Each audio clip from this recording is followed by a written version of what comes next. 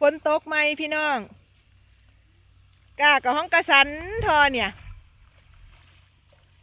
สิได้ดำง่ายบ่พุ่นนี่เอาปุ๋ยมาอ้อยกาอยู่กะหลาน